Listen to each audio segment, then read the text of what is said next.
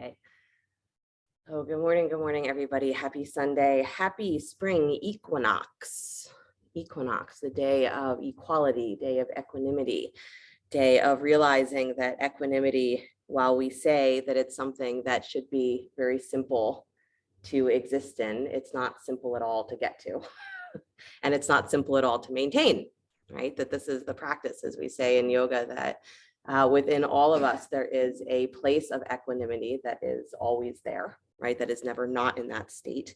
And that what we're trying to do, if we're trying to do anything, is we're trying to get the mind space to unite with that, or we're trying to get the mind space to be in that pattern of being, right? How to be in equanimity so that the world can continue to be the world, because we know that it's going to be, but that we no longer feel like what's happening in the world, the changing circumstances, are throwing us around, right? Like being in the ocean. And the kind of terminology that's used for this is to recognize the influence of the gunas, right? The gunas is one of these fundamental principles, yoga says, of reality. And they are the three kind of primary ways that energy moves in the world. So they're not getting into all of the specifics of the way that everything moves, but these are the three primary ways that energy moves. And it's that one is the very fast and very dramatic and very, constantly moving, like frenetic energy, right? It's constantly moving.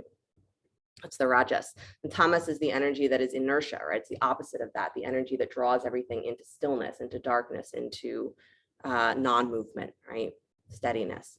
And then there's the space that, or the energy that is considered to be not between those two, but that is considered to be balanced, right? So there's elements of both of those that will be present in sattva, that's the name for it, but it's not a combination of the other two. It's its own state of balance, its own state of equanimity. So it's a state of openness, right? Where things are able to come into cohesion, right? Think of it that way.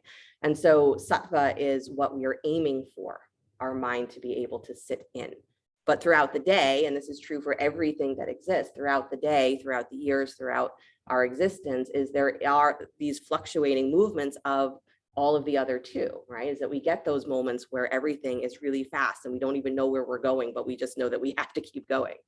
And then there's those moments when nothing is going anywhere, no matter how hard you try, you're not getting up off the couch, right? So these energies are moving through the world all the time. They're moving through our minds all the time. And our practice is to try to find that state of openness, which means we have to understand how our mind is being influenced.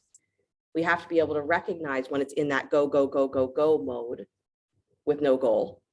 And we have to be able to recognize when it's in that don't move at all mode with no motivation, right?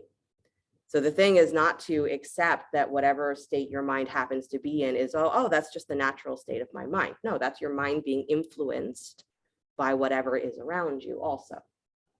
So our practice is in working with that and trying to experience or trying to find the state of my mind right now.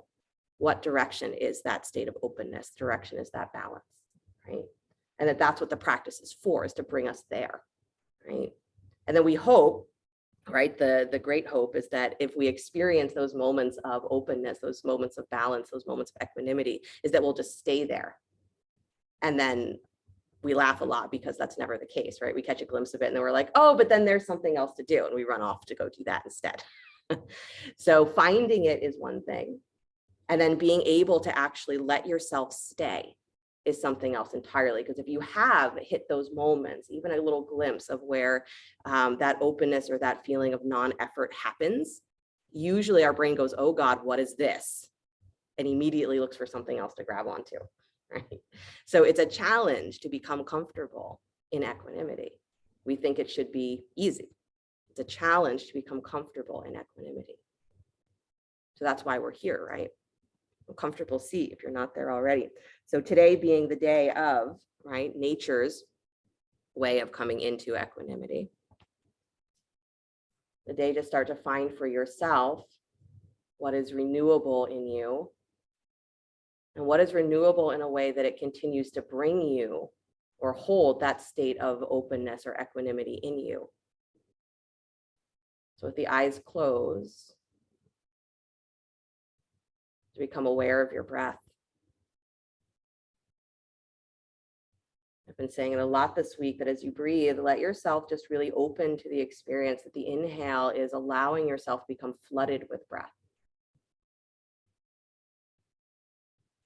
And the exhale is the gentle release of that breath. Again, the breath will move on its own. Don't overthink it. But every inhale is the opening, the softening, the expansion of flooding with breath all the way down to the base of the belly, through the ribs, through the chest.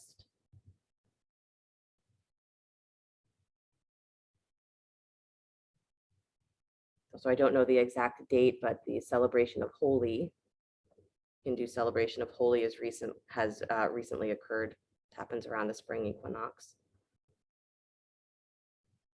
It's the one with all the colors, right? If you've seen it, people throw colors at each other. The underlying meaning is that renewal, the victory of goodness over evil. That's what it says. And so we can think of it that way, that as we are working with our internal self, and we're turning ourselves over and over and over and over and over again, we can think of it as the victory of not necessarily the good and evil, because that gets a little crazy in our mind to start to define things in that way. But think of it as that you continue to turn yourself over and over and over and over and over inside. The breath continues to turn you over and over and over. It's a little bit like that sifting through, so that whatever is really beneficial that's going to help your mind stay steady in equanimity, it stays. And we cultivate that. And whatever is the distraction, right? The stuff that has just been absorbed from the outside, that's not helping that state of equanimity. That's what we allow ourselves to get softer around. So what you cultivate with your mind matters. And that victory, that natural victory of what is really beneficial for you, will occur. You don't have to think about it.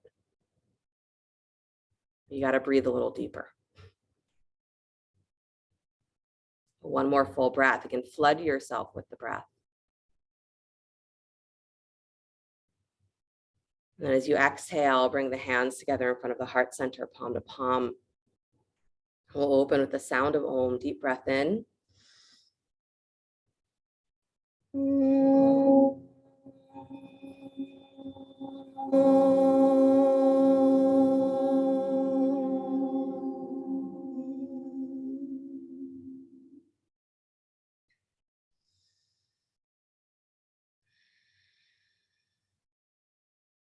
And let the eyes float open. Nice, you guys. You can release your hands, please, and go ahead and come forward onto hands and knees. Good. Hands underneath the shoulders, knees underneath the hips. Start with cat and cow. As if there was anything else to start with, cat and cow. So start to find yourself again moving with the breath. So as you're inhaling, imagining the spine as being this long line, because it is. And that as you're inhaling, you're extending from the center, reaching those extremities, the tail and the sternum away from each other. And then as you exhale, you're drawing up from the center. So again, that equal point, midpoint, all the way up to draw those two lines of the extreme, or those 2 points at the ends towards each other. And you can think of the gunas like this, right? Because they're not like separate entities. It's all the same energy, but when it's moving in different ways, right, it appears to be these different forms. That's what, yoga says everything is. It's all the same energy. Everything that exists is the same energy. But as it moves in different ways, it appears as different forms, right? And then our mind, in order to understand it in this particular physical form, needs to give it names. And then we give it names, and we give it identities, and then we get stuck in those identities. And before you know it, here we are. But to think of the gunas as not things that are in conflict with each other, because they're not. They're part of everything being cohesive, right? So find the cohesiveness of your spine, that you're not moving your pelvis and your ribs independently of each other, but you're finding that feeling of from the center drawing long, and then from the center drawing in and up. Good. If that doesn't make any sense to you, just keep doing what you're doing. Everything comes. Nice, you guys. Good. Next time you exhale and round, stay there. So pressing down through the hands, pulling up through your armpits, pulling up through your ribs. See if you can bring those front edges of your pelvic bones. Feel like you're narrowing them in, like you're trying to actually squeeze the front of your pelvic bones in towards the center of your belly button. So you get this feeling of really getting wide around the back of your sacrum. Good. And just pause there, right? Keep the abdominals really awake. And then start to maintain that right where it is at the low belly, but start to lift the back of your throat, send your collarbones forward and up. So it's like you're trying to take that roundness out of your upper back, but keep the roundness in the middle and lower back. Good. So it's like you're arching and rounding at the same time. Draw those arm bones up and in. Nice. And now keeping all of this, stretch your legs back into plank pose. So tuck the toes, stretch your legs back. If you were in class yesterday morning, you're like, oh God, here she goes again. Plank pose. Yeah, your plank challenge. To maintain that internal lift, that internal elevation. Keep the back of your throat up. Relax your jaw because it's not going to help you here. Yeah.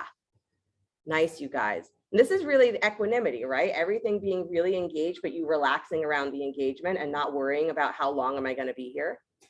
But just saying, for as long as I am here, can I feel my breath moving in, my breath moving out? Can I adjust as I need to adjust without getting upset about the adjustment? Nice. Excellent, you guys. Beautiful. Lift your hips, press back, downward facing dog. Oh, I know. Good. Stretch your right leg up and back behind you. Down dog split, please. Good. Bend that knee, kick your heel in towards your butt, stack the right hip on top of the left and start to circle that knee. So start to move the hip, start to move the knee, move the hip. You got it. Kind of feel like there's almost no better way to describe how challenging it is to be in a state of equanimity than holding plank. Because we assume, right, equanimity is just easy. Equanimity is just simple. Equanimity is just, there's nothing to worry about, nothing to do. No, equanimity happens while the world is falling apart. And equanimity happens when there's a disaster going on and when it's the worst day of your life and when there's nothing you can functionally do. Equanimity still occurs. Good. Lift and open that hip, pause. You got it. Stretch that leg to straight with the hips stacked. Stretch out through that heel and then scoop into your low belly. Turn the toes down towards the floor. So you're back into that down dog split. You got it. And then step that right foot forward between the hands. Lunge. Good. Inhale the arms to the sky. High lunge, please. You got it. Take hold of your left wrist with your right hand. So right hand holds left wrist and then lean to your right, please. So a side stretch to the right. So you're trying to find this line from your back heel all the way up through the side waist. So really pull yourself to that right side. Nice, you guys. Good, Laura. Nice, Teresa. Front knee over the front ankle. You guys take it there. Good.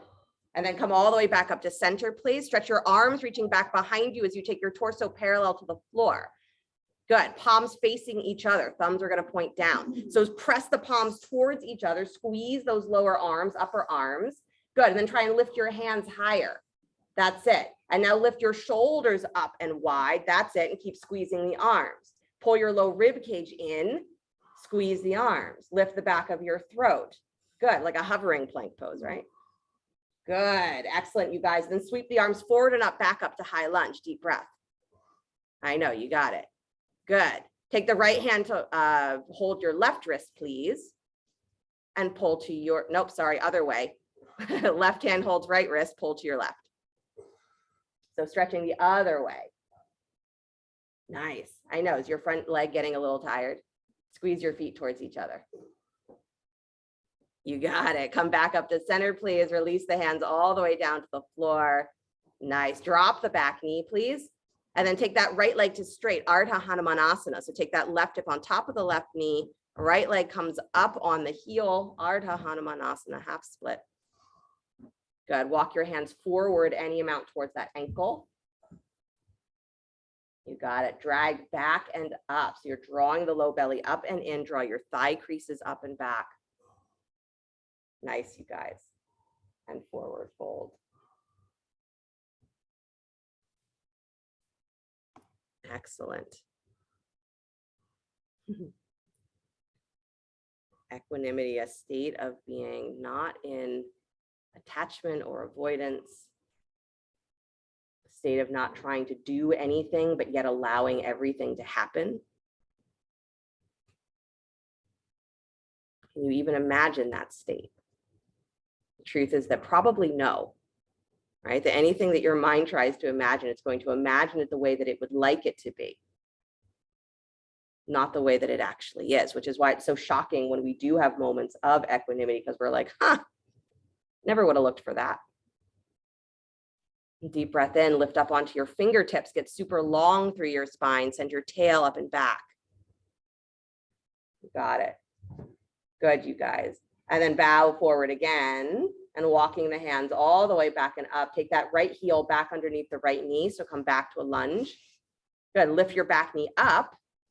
Plant that left hand. Take your right arm up to the sky. Spinal twist. Good. Leaning onto that left hand. Take the right arm over the ear. Yeah. And as you reach towards that upper left-hand corner of your mat, kick your back thigh up higher. But then scoop your belly and drop your right butt cheek down and under. So your knee moves forward again. Your thigh moves forward again. That's it. You got it, you guys. Excellent. Release that hand down to the floor, please. Step yourself back, downward facing dog. Good. Come forward to plank pose. Pause.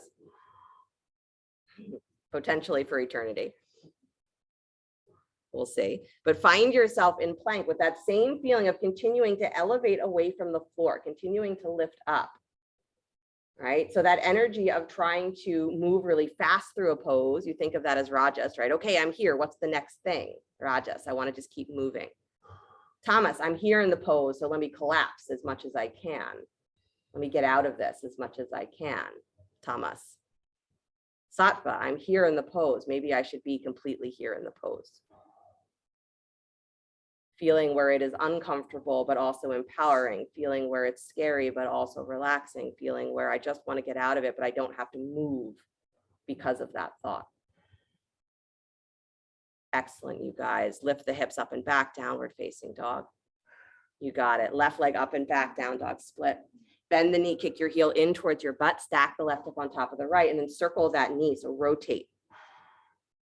Nice, Mia. Good. Big circles, little circles, but try to move that thigh bone in the hip socket. Nice, Alana. Good, you guys. Pay attention to your hands. Don't forget about them. Nice. And then lift and open again. Pause there. Extend that left leg out to straight. So you're reaching out through the heel.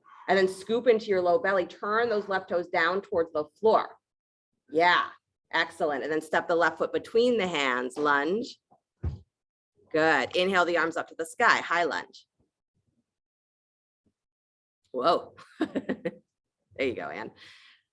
Good, you guys. Take hold of your right wrist with your left hand. Please lean to your left. So you're stretching through that back leg first. And I want you to feel that it is that line from your back heel going all the way up that side waist. So lift the back thigh a little higher and press out through the heel.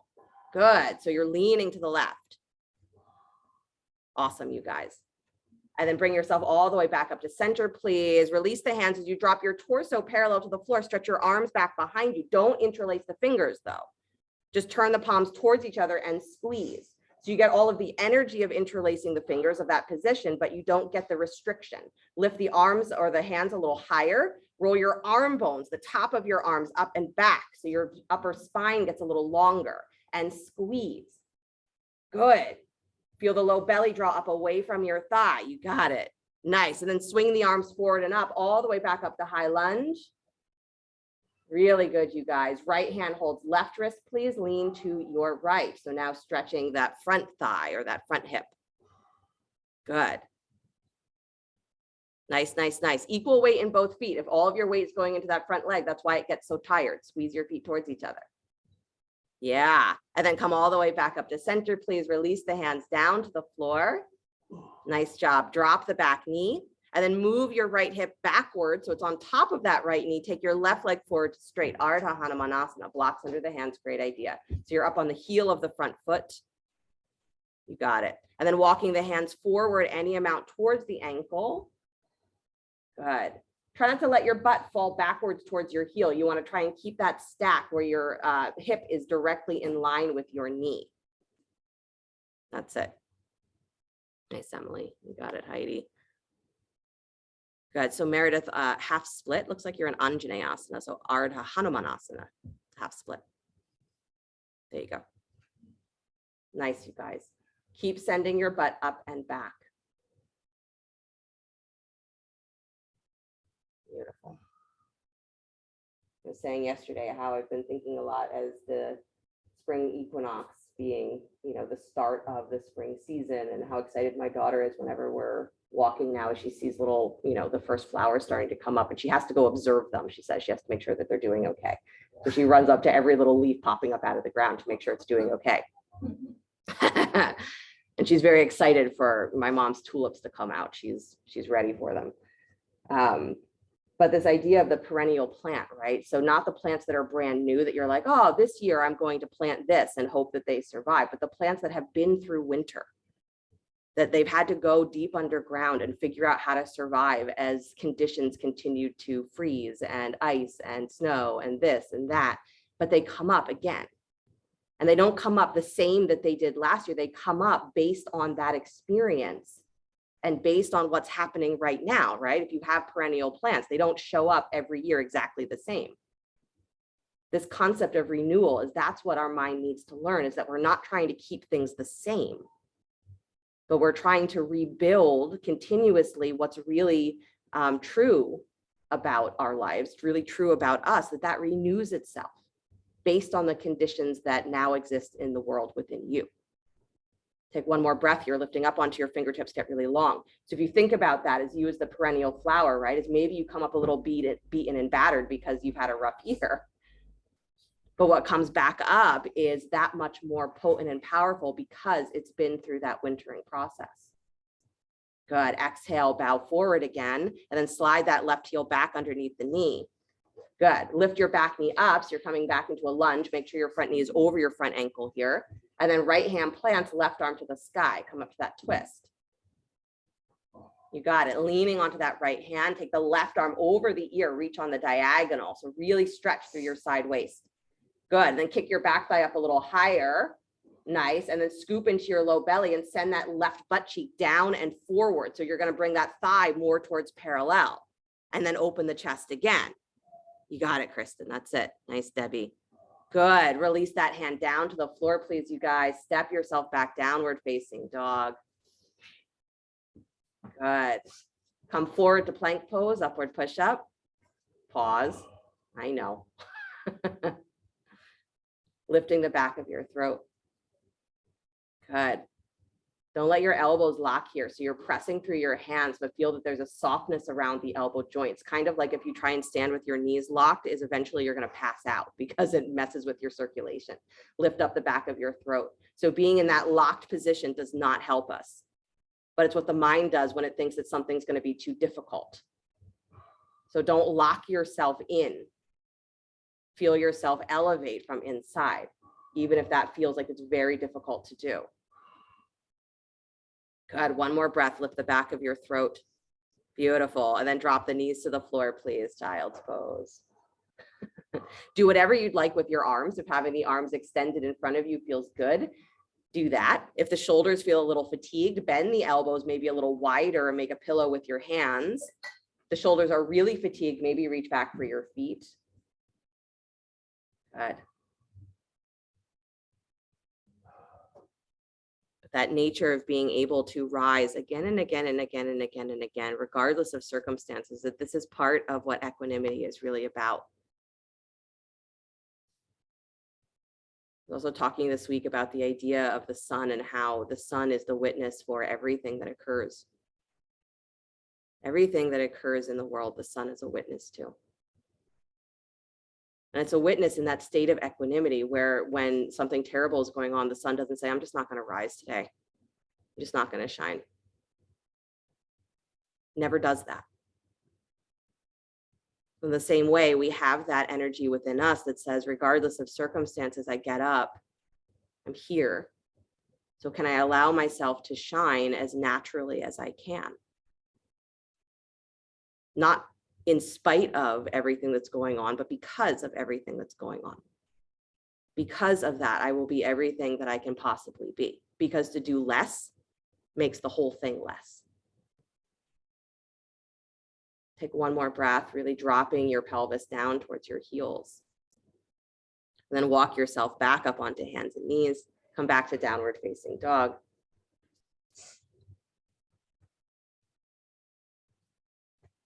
You got it. Moving a little slow already. Right leg up and back behind you, down dog split.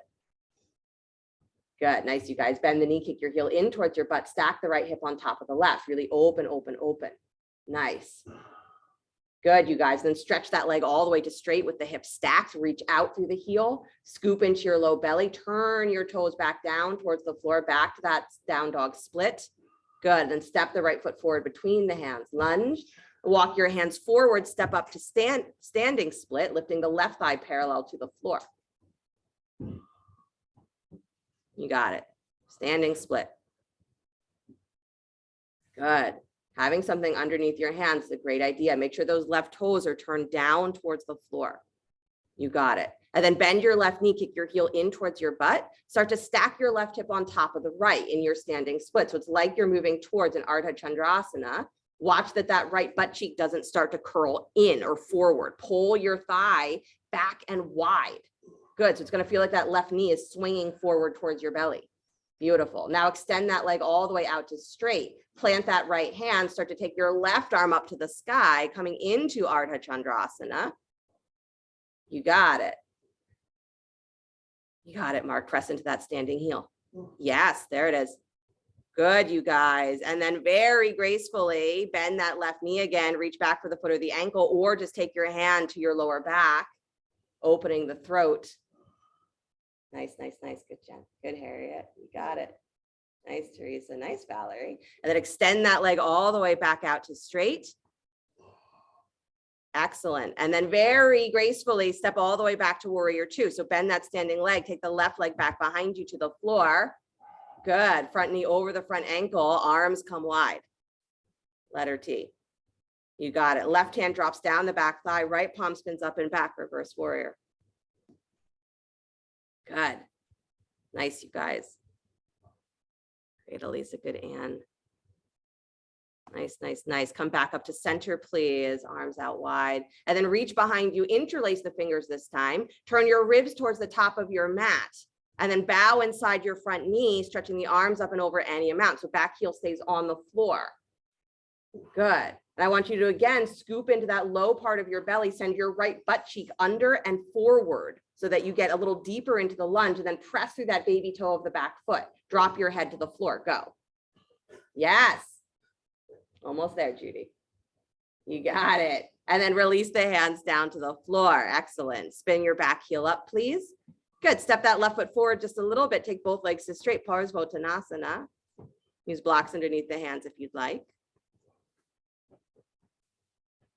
Good. Nice, you guys. Feel your feet. Draw that left outer hip forward just a little bit more and feel the lift of your right low belly. Yeah. Nice, nice, nice. And then up on your fingertips, lift your shoulders a little bit higher. So you're trying to get shoulders in line with your hips. Really draw the feet in towards each other. Feel that lift up into your low belly. Start to stretch the arms alongside your ears. So your torso is parallel to the floor here. So stretch your arms forward and pause, parallel to the floor. Yeah, a little higher, Noreen. That's it. Good, you guys.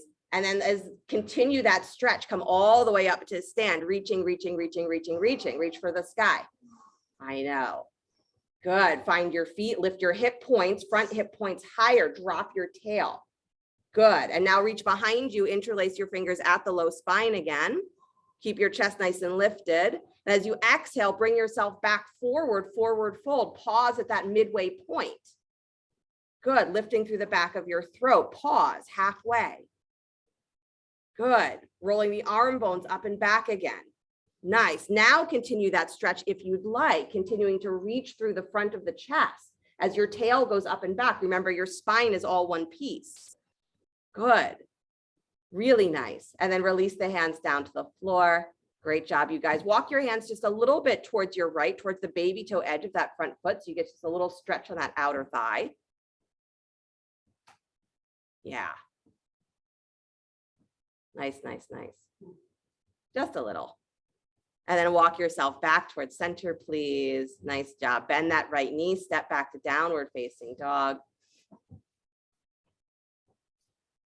Good.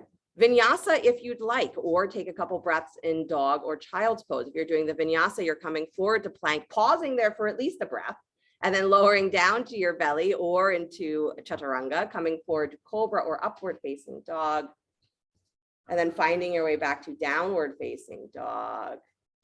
Nice, shoulders wide, Rachel. There you go. Nice, Mark. Find your hands. Thumb and first finger. Good. Back to down dog if you're not there already. Left leg comes up and back behind you, down dog split. Bend the knee, kick your heel in towards your butt, stack the left hip on top of the right. So again, open. Yeah. And then extend that leg all the way to straight in that open position. I should see your weight pull back when you do that, right? So that the extension through your heel actually takes weight out of your hands. And then scoop into your low belly, turn your left toes down towards the floor, down dog split. Nice, Meredith. And then step that left foot forward between the hands, lunge. Walk your fingertips forward in front of you, step up to standing split. So the right thigh comes parallel to the floor. Again, blocks underneath the hands, great idea. But try to feel that you are still stacking that left thigh bone directly in line with your heel. So if you don't stack your bones here well, then it's a lot more work to do the balance. So standing split, Meredith. Right leg up. There you go. And then bend your right knee, please kick your heel in towards your butt, stack that right hip on top of the left, again, like you're moving towards Ardha Chandrasana. And just notice that as you do that, your hips tend to swing all the way around behind you. So you got to take that left thigh bone and draw it back and wide so that your right knee is going to spin towards your belly again.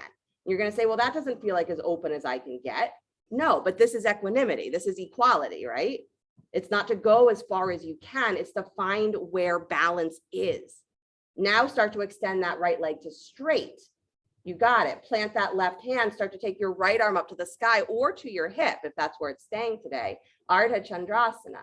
So starting to open the rib cage, but still drawing that left butt cheek back and wide, drawing the tail towards the back heel. You got it. And then bend that right knee, take your heel in towards your butt, reach back for the foot or the ankle if you'd like, or just reach for your lower back. Got it, Debbie. Nice, Heidi. Good, Anne. Nice, Emily. Got it. Really good, you guys. Extend that leg all the way back out to straight. Good. And then you're bending your front knee, step all the way back to warrior two. So again, you got to control the landing. Shoulders over the hips, arms wide. Beautiful, you guys. Really good. And then drop the right hand down the back thigh, left palm spins up and back, reverse warrior. Good. Let yourself really lean towards that back leg and lift that left hip point a little higher. Yeah, and then bring yourself back up to wide arms, warrior two. Reach the hands back behind you, interlace your fingers at the low spine. Start to turn your ribs towards the top of your mat while still pressing through the baby toe of that back foot. So you're working the rotation of that thigh. And then bow inside your front knee, taking the arms up and over any amount. Good. So again, as you do this, that back hip is going to spin slightly forward, but you want the inner thigh to continue to spiral up towards the ceiling. That's it. And then scoop that low belly, send your left butt cheek forward, bring your thigh forward, deeper into the lunge because you didn't realize you were holding back. Yes.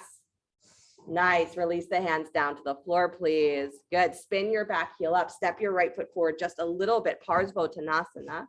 Blocks underneath the hands. Again, great idea. Equanimity happens no matter what is going on in the world. That's why there is that cycle that even at the highest point of rajas or tamas, sattva is going to appear again. It always does. It always exists in us. And that's our challenge. We think, no. If I can just get myself put together, then I'll experience equanimity. Don't wait for that. Get yourself put together. Don't wait for that. It's not where equanimity is found. It's not constructed by you. It's the beauty of the gunas, is that you don't have to construct anything. It's already there. But if we think that that quality of balance, or that quality of equanimity doesn't require any effort for us to find it, that's why we don't find it. And then if we think that it's just going to feel like nothing is wrong, or everything is easy and everything is as it should be, they say, described, does feel like that. Everything is just as it is. But if we think that that's going to just be comfortable, that's also why we don't find it. Because we assume that it means comfort, and it doesn't. So discover your equanimity through what the circumstances of your own existence are. Squeeze your feet towards each other here, lift up onto your fingertips, lift the back of your throat so shoulders and hips come more in line with each other. That feeling, again, of lifting up away from the floor. Start to stretch the arms forward alongside your ears so you're paralleling the floor. Reach out. Hips have to pull way, way back for that to work. Nice, Ralph. Lift the back of your throat. You got it. A little higher, Valerie. That's it. Good, good, good. And then like you're continuing that stretch, reach forward and up all the way up to stand. Yeah. Nice. I know. All those little micro bends in your knees. So smart. Good job. And then take your hands back behind you, interlace your fingers. Legs are straight here, lifting up through the front of your pelvis. Good. Start to stretch those arms back behind you as you lean forward. Come back to the forward fold. Pause halfway, reaching the arms back, tail back as your sternum extends forward. Keep the back of your throat in line with the rest of your spine. Good. And then continue that stretch more if you want. Continue to reach and let the head drop, let the chest drop, let the arms come up and over any amount. Don't lock your knees. Keep squeezing your feet. That's it. Nice, Jen. Good, Lena. Really good. Nice, Noreen. Good, Allison. And then release the hands down to the floor, please. Good. Walk your hands just a little bit to your left so you're coming towards the baby toe edge of that front foot. The deeper you breathe, the more you are accomplishing here. Not the better you do the pose, the more you are accomplishing. The deeper you breathe while you are potentially falling out of your pose. While your mind is going, what the hell? The deeper you breathe, the more you are accomplishing. Flood yourself with breath. This is how we start to let that filtering occur. We flood ourselves with breath, and the breath helps us determine what stays and what does not need to be clung to. Walk back towards center, please. Good. Bend that left knee, plant the hands, step back, downward facing dog. Good. Come forward to plank pose, pause, full breath. You're going to lower down to your belly, not yet, to the count of 5, my count of 5. So from plank, you're lowering down to your belly. If you need to use your knees, you're going to use your knees, but it's still going to take you to the count of 5. And don't wait until 3 to start moving. All right. You have to start moving at 1 and not hit the floor until 5. Ready? Here we go.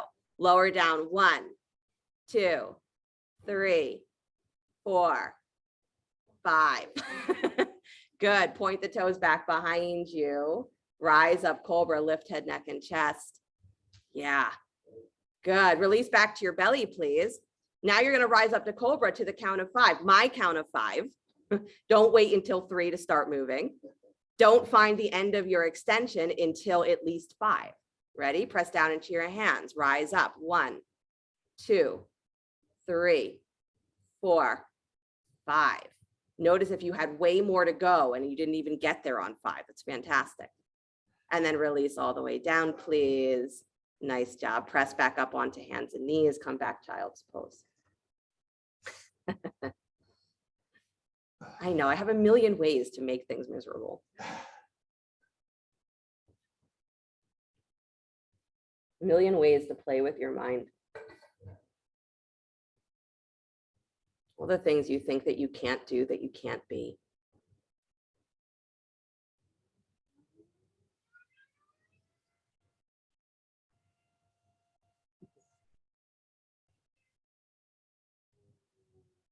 Flood yourself with breath and breathe in the soothing sound of a fire alarm.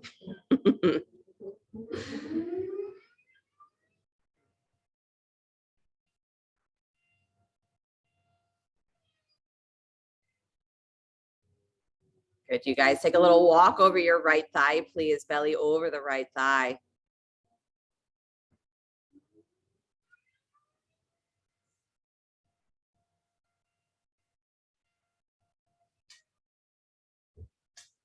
And then walk yourself back to center and go over to the left. Again, just stretching through that side waist all the way from the armpit down to the hip.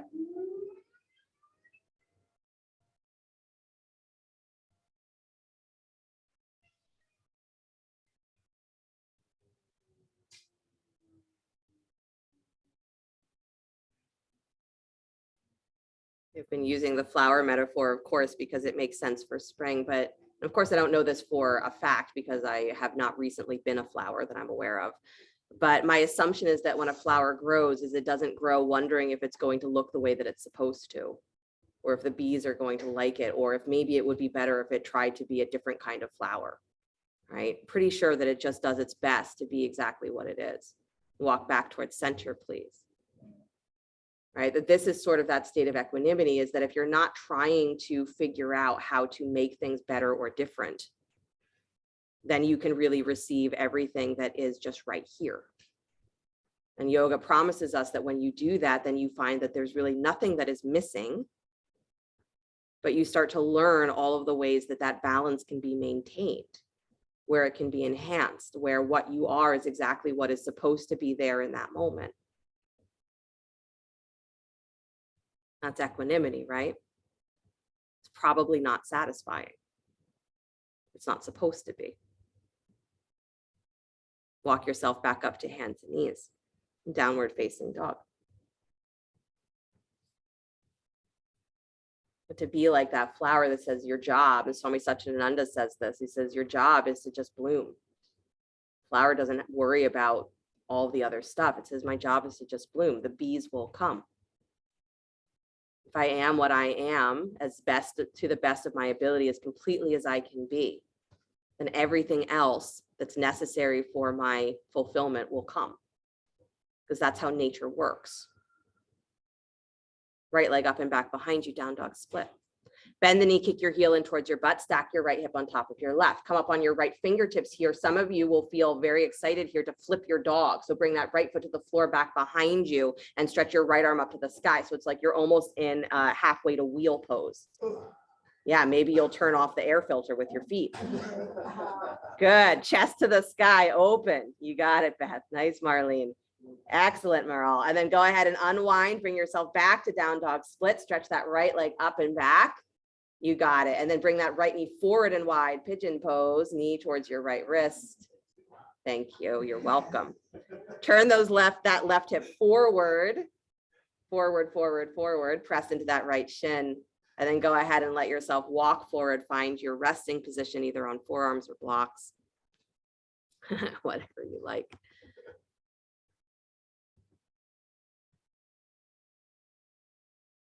Yeah.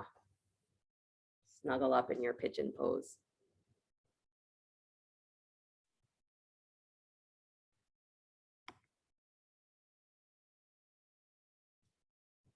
Say the mantra that we use that kind of is meant to remind us of that state of equanimity is Om Namah Shivaya. Right, so Shiva is sometimes referred to as that state or that place of auspiciousness and equanimity. It exists in you at all times, all circumstances, like the sun that always rises, is always shining, never wavers. So the mind wavers, right? It's the other metaphors. The mind is like the weather. So the sun is up every day, but some days it's cloudy and some days it's snowy and some days it's torrential downpours. And some days there's nothing to bar you from that bright, bright sun, and the sun is so hot you just want it to go away. And equanimity exists in all of those states, all of those conditions. So you practice your life looking for, where is that state of balance? How does it exist in me? What do I have to do to cultivate it? Because those are the only actions that are really going to be meaningful, right? So what do I have to do to cultivate this state of openness?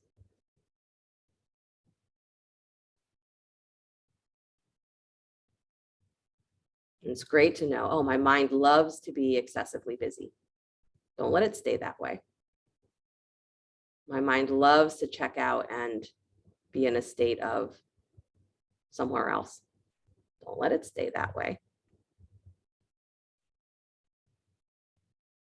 The beauty of the human consciousness is that there is so much capability for awareness, that we can recognize the parts of our minds that are doing different things. Like I said, I don't think flowers worry about it, because why would they? So we have the unique ability to worry about it. Hooray. It also means you have the unique ability to experience that state of equanimity.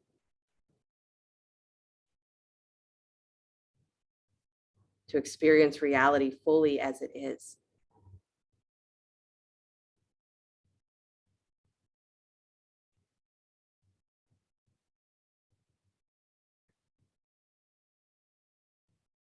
But if we think that that's going to be comfortable, we'll miss it. Become comfortable in uncomfortableness, having nothing to grab onto. Take one more breath where you are. And then walk your hands all the way back up underneath the shoulders, please. Good. Flip yourself over if you've been doing pigeon on your back. And then tuck your back toes, lift that back knee. Take your right leg up and back behind you to down dog split. You got it. Yep. And then bring that knee forward again towards the nose, and then send it out wide to the left. So take it behind your left wrist crease. So all the way out wide, flex the foot, come onto the baby toe, drop your left heel to flat, and then take your left arm up to the sky. So it's almost mirroring that flipped dog, just in the other direction. You got it, Meredith. Good, Heidi. Nice, Teresa. You got it, Allison. Lift those hips. High, high, high. That's it, Harriet. Beautiful. And then unwind yourself, please, back to downward facing dog.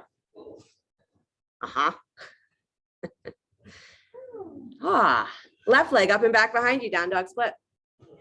Bend the knee, kick your heel in towards your butt. Lift your left knee up and over, left hip up and over. Pause. And then if you want to flip your dog here, go ahead, take that left foot back behind you, lift the hips up towards the sky, and take your left arm up and over.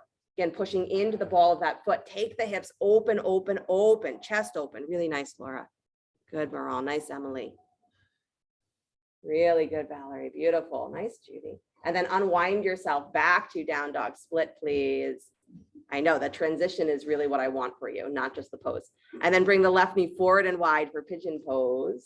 Ekapada Raja Kapotasana. Right hip spins forward. So again, you're stacking, or you're putting your hip points in line with each other. Don't forget to do that just because you're getting tired and you don't want to listen to me talk anymore. Keep doing it. And then go ahead and find yourself walking forward onto your forearms.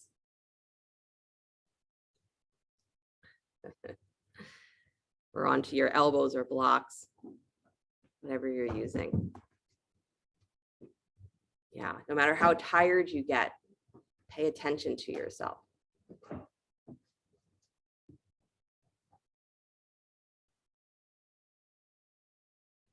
Nice. Om Namah Shivaya is the mantra that reminds you that place of equanimity that's inside of me. My mind continue to search for that, land at that. And the request is, may I recognize it when it happens, instead of saying, oh, that can't possibly be it. I'm trying to move on to the next thing.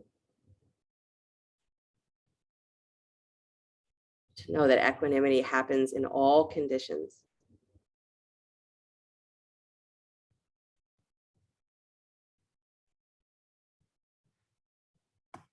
Keep flooding yourself with breath. I know you forgot all about that.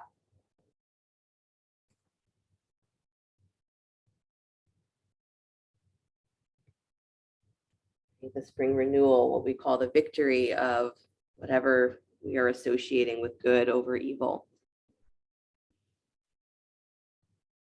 It doesn't happen by obliterating what you don't like. But it will happen naturally by this constant openness. If I flood myself with breath, flood myself with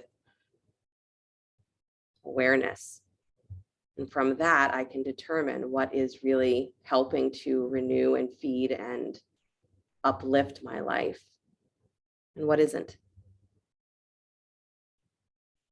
Then the lovely phrase that many teachers use is that whatever is not uplifting your life, that you're thinking, oh, that's what I need to get rid of, that's the evil that needs to be eradicated. They're like, don't get rid of it, compost it.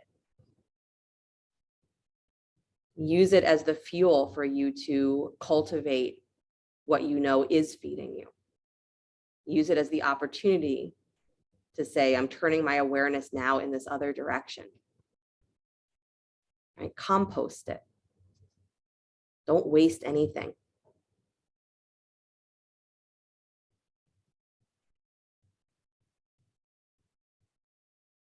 So renewing yourself does not mean trying to stay the same or trying to meet a standard that is never going to change. It means to be willing to change over and over and over and over and over again.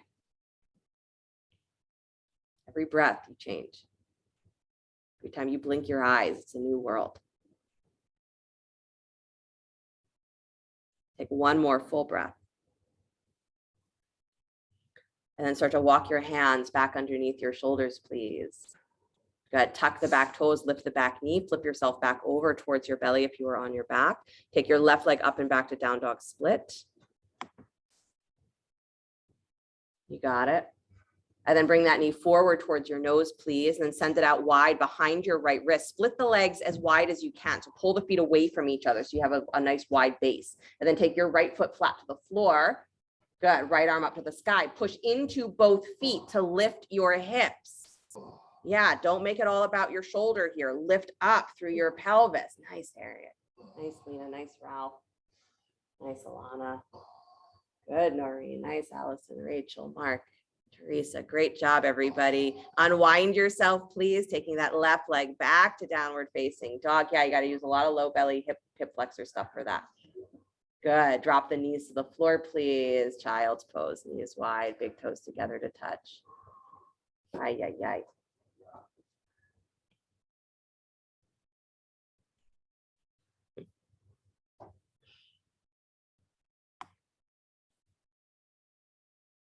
I was very tempted, the equinox is when you can do that weird thing like polarity wise, whatever, with the eggs where you can get them to stand on top, stand up on their edge. I was going to do a whole class on headstand and, changed my mind.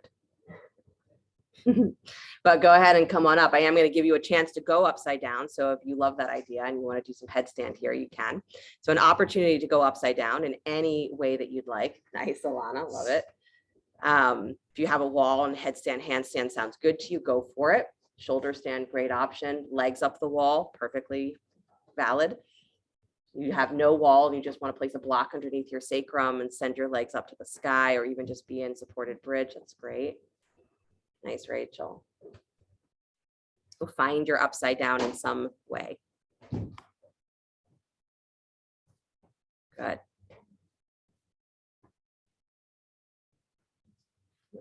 Or if you're at home, maybe this is your chance where you go get a snack. I don't know.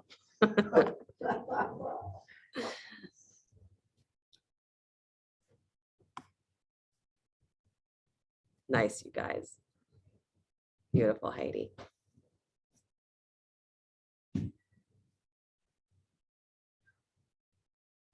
Good.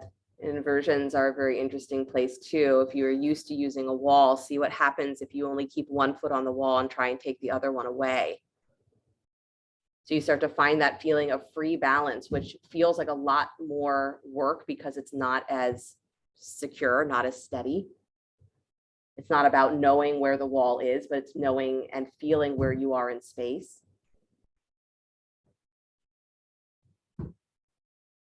You especially feel it, many people in handstand, when you find that moment of real balance, you're like, oh my God, scares you. Scares you to be holding yourself. Really nice, Alana.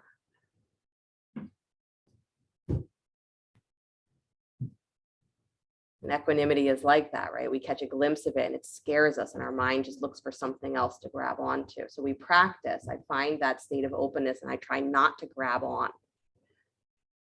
I try not to let it stay the same, but allow it to constantly change and renew and renew and renew and renew.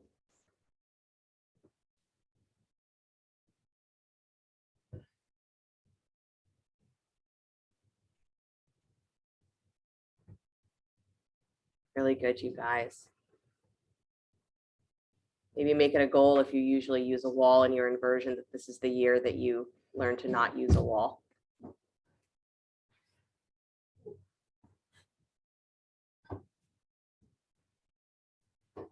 Nice. Couple more breaths. Hang on to it wherever you are.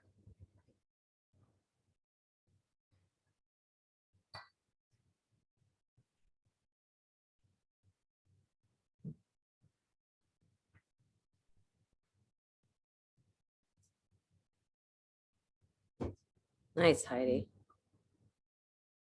Like seeing you guys get fancy with your inversions.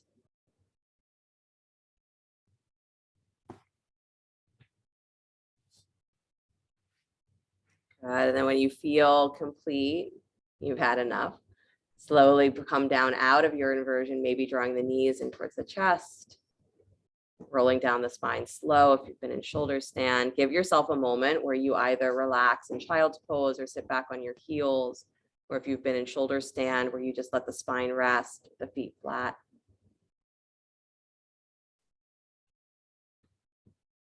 Good. And then find your way up to sit if you are not already sitting, facing the front of your mat. Take your legs nice and wide. Warms my heart to see you have to organize yourselves next to your neighbors to get your legs nice and wide. Yeah, right. It's been a while since I had to be like, so some of you go forward, some of you go back, some of you turn sideways. Figure it out. Use a blanket underneath your seat if you need. Good. And then start to walk your right hand inside the right leg towards your right heel. So all the way out to that outer edge of the heel. And then start to turn your ribs open to the left, stretch the left arm over the ear or taking the hand behind your head, side stretch. Good. Keep this feeling of your toes facing straight up and down. So the inner thighs roll down towards the floor. Nice, Noreen. You got to keep your left butt cheek pressing down to the floor. That's it. Nice, Marlene. Good. Marlene, stretch that arm a little straighter so you're really reaching all the way through the elbow. That's it. Good, you guys. And then start to curl into your belly and turn towards that right leg. So it's like you're turning your whole chest towards the right leg. You can take the hands to frame the leg. Just turn yourself all the way to that side. Nice. Still in the forward fold. Good, Laura. Watch that you are not flexing your feet so hard that you're hyperextending your knees. You know who you are. Maybe you don't know who you are, but soften your knees. Good. And then walk yourself all the way back up to center, please. Nice job. Left hand walks to the inside of the left heel. So walk the side body out long, dropping the elbow any amount. So letting yourself really drop into that side stretch. And then take the right arm up over the ear or over or behind the head if that feels like the better placement. Good. So you want there to be that little bit of gravity that helps really draw the rib cage long here. And then press your right butt cheek, the opposite butt cheek down to the floor. That's it. Good, you guys. Nice, Emily. Really reach through the arm if it's overhead. So you're getting that stretch through the elbow, all the way through the upper arm. Good. And again, if the hand or having the arm up all the way over the ear feels like too much, it can go straight up towards the sky. It can be whatever position allows you to get that stretch through the arm. Nice, Teresa. I like that. Nice, Lena. Good, you guys. And then start to turn your belly towards that left leg, please, letting the hands frame the thigh or frame the shin. Still rooting that right sit bone down towards the floor, but now turn all the way over the left leg. Nice. Go a little more, Emily. Turn your ribs. Good.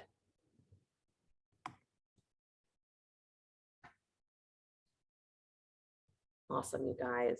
And then slowly walk yourself all the way back up. Nice job. Bring the bottoms of the feet together, knees wide, Baddha Konasana. Good, sitting up nice and tall. And then bow forward. Don't make a big deal out of it. Bow forward. Try to find a little bit of that extension where you're rolling towards the front edge of your sit bones. Relax your shoulders so that your forward fold doesn't turn into a hunch of your shoulders. Keep your feet a little bit awake. You got it. And then walk yourself all the way back up. Nice, you guys. All right, for fun, just because. Make sure that you're staggered just a little bit. Reach for your feet, please. In your Baddha Konasana, feet or ankles. And then find that balance point on your sit bones. So if you've been sitting on a blanket, you have to come off of the blanket for this. So you find that balance point, right? So that you're now that little egg that has to balance on its edge. And then take your legs out and wide, please. Balancing straddle. Yeah. And I wasn't even sure I was going to suggest this, but I will for some of you to play if you'd like. So the fun is you can either stay here and balance, or you can start to lean forward like you're going to very gracefully bring your feet down to the floor and come straight into that forward fold in a straddle stretch. Yeah, so keep hanging onto your feet. And, aha. Yeah, notice I said very gracefully. You got it. Good, you guys. Nice, Heidi. Good. And then slowly, if you're not there yet, bring the feet back together to Baddha Konasana. Let the feet come back to the floor. Whatever you did or didn't do, good job. Okay, you're done. Come onto your backs, please. Those of you in the room, turn your heads to the center of the room. Your last bit of play.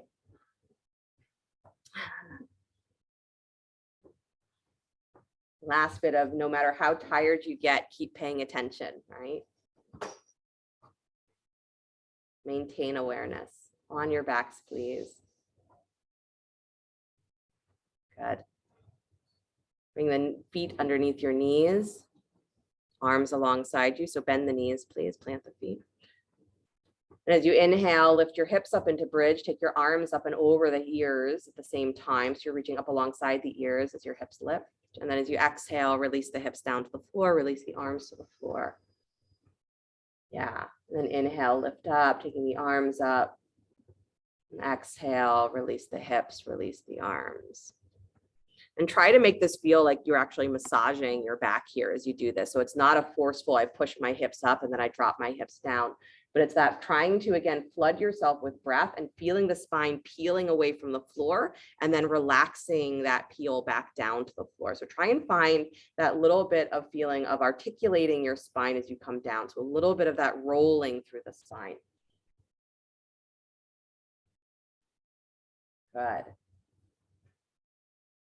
Nice, you guys. I was trying to make it more of a dynamic movement, not a mechanical movement.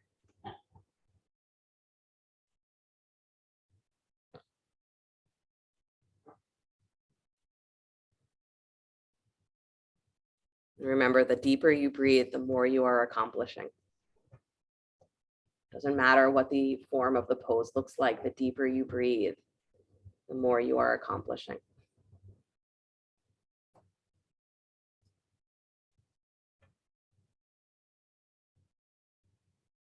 Good.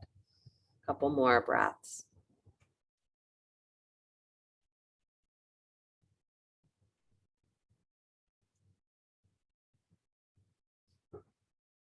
Nice, Mia, watch the knees. They don't go too wide.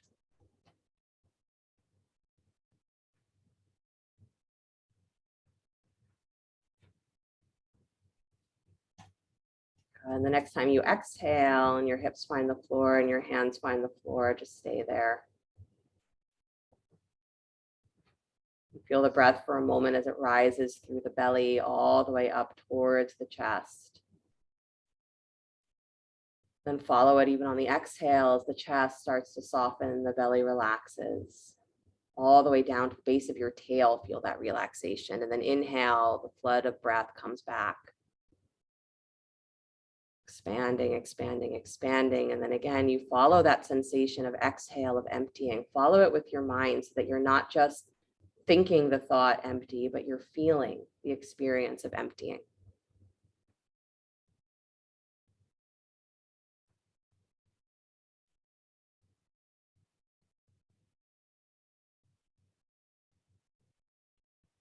Lovely little quote that I saw the other day. I'm not going to remember it exactly, but it's that whole, is the glass half empty or half full? It says, well, which is it? It says, well, it doesn't matter. You forget that it's refillable. Whether the glass is empty or the glass is full, it's refillable. It's adjustable. That's what sattva is. Sattva is that realization of how renewable your energy is, how ever enlivening, ever present, ever existing you are.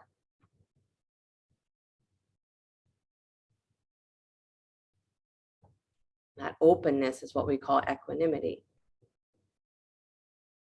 And it is a state of effortlessness, but it's not because nothing is happening. It's because we're not trying to do anything with what is happening.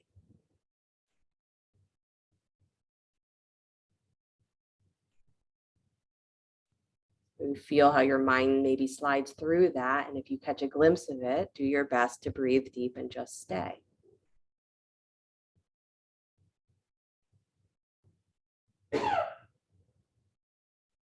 One more full breath, feeling the belly, the ribs, the chest, and experiencing that sensation of emptiness as you exhale, emptying.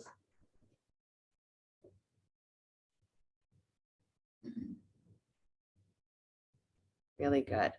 And then draw the right knee in towards your chest. Please extend the left leg down to the floor. Come into a spinal twist, bringing the right knee across your body. Over to the left, right arm can go wide or up alongside the ear.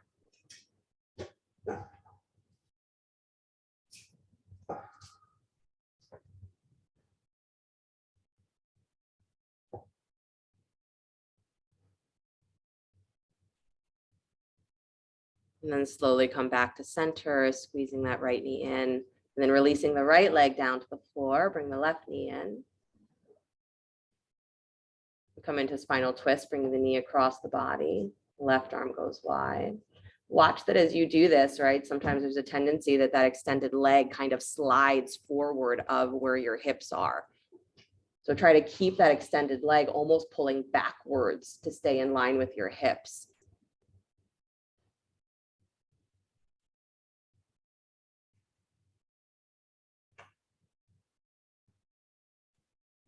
And come all the way back to center, hugging that left knee in, bring the right knee in with it, squeeze. Bring your forehead up to meet your knees and hug. Good. Then slowly release again, that little massage on the spine, uncurling as you extend the legs out in front of you. And taking the arms alongside you so you don't drop yourself into Shavasana, but you really place yourself.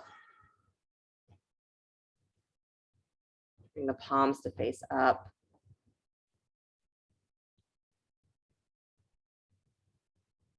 Letting yourself really come back to that sensation of just the breath coming in and the breath moving out.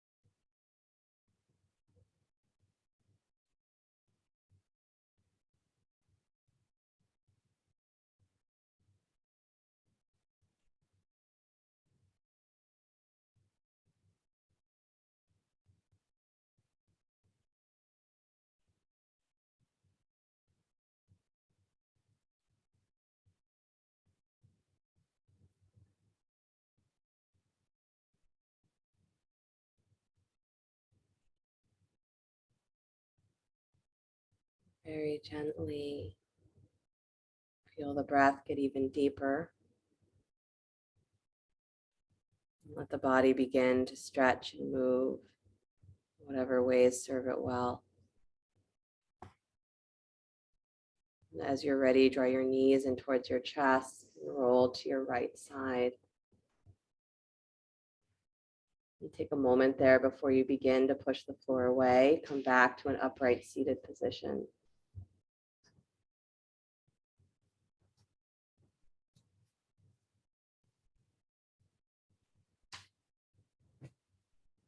Bringing the hands together in front of the heart center, palm to palm.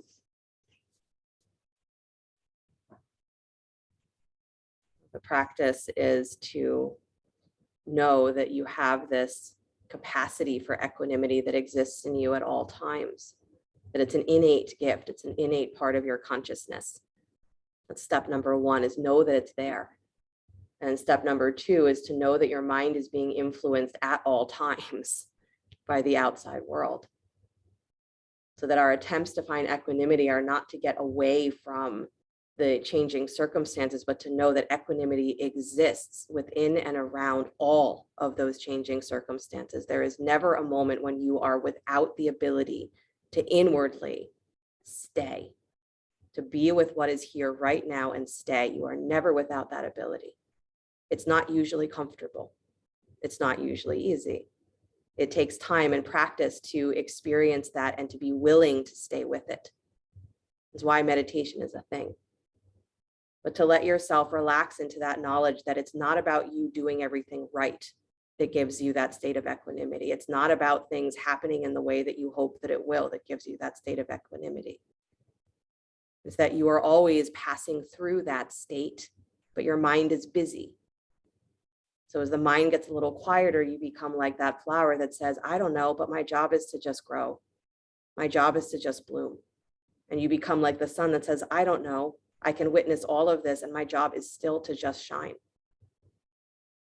So I relax that part of my mind that's always trying to do something with these conditions. And instead I let myself just be. And that's what we call equanimity. Om Namah Shivaya. I bow to that place in me that is always able to be in that state. And I pray that my mind can resonate with that and stay there too. Deep breath in for Om.